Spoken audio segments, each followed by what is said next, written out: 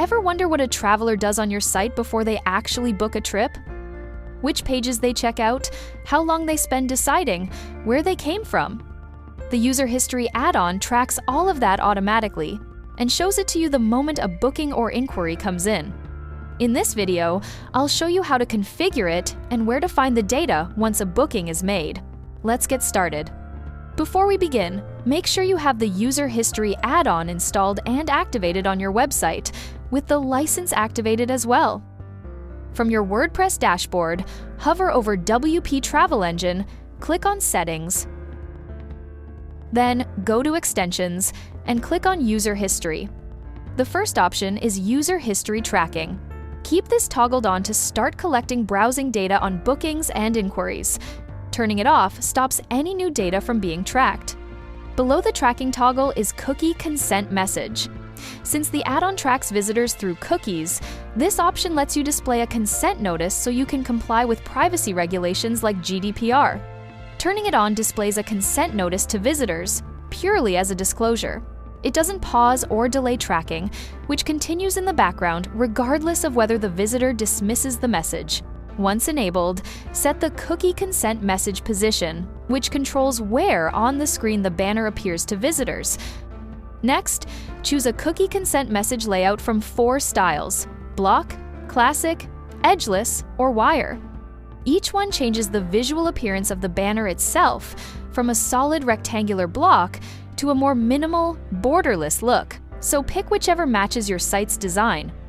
Below the layout, you'll find 4 color fields. Banner Background Color, which sets the color behind the entire consent message. Banner Button Color, which sets the color of the Accept or Dismiss button.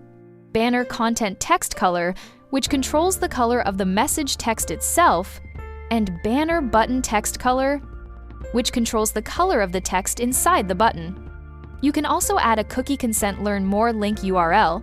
This lets you link to a page, such as your privacy policy, where visitors can read more about how their data is used. Below that, the Cookie Consent Custom Message field lets you rewrite the actual wording shown in the banner so you can phrase it however fits your brand or your legal requirements. Finally, you can customize the Dismiss button text, which is the label on the button visitors click to accept and close the banner, and the policy link text, which is the clickable label that leads to your Learn More URL. Once everything is set up the way you want, click Save Settings. With settings saved, let's see how this actually behaves for a visitor. Open your site in an incognito tab. If cookie consent is enabled, the message will appear right away using the layout, colors, and wording you just configured. Alongside the message text, you'll also see the Learn More link you set earlier, which visitors can click to read more about how their data is used, and the Dismiss button using the label you set. Before making a booking, I'll browse through a few pages on the site, just like a real visitor would, so we have some history to look at once the booking is made. I'll browse a destination, look through an activity, and go through a couple of trips before deciding on one to book. Once that visitor completes a booking, the data you just watched get collected shows up directly inside your dashboard. Head back to your dashboard, hover over WP Travel Engine, and click on Bookings. Open the booking you want to check. Alongside the booking and payment details, you'll find the Customer Browsing History section. At the top of this section, you'll see the Referrer page, which tells you where the customer came from before landing on your site. Below that is a table listing every page the customer visited in the exact order they visited them prior to completing the booking. Each row shows the URL visited, the timestamp of when they viewed that page, the time elapsed on that specific page, and the total time running cumulatively from the start of their visit up to that page.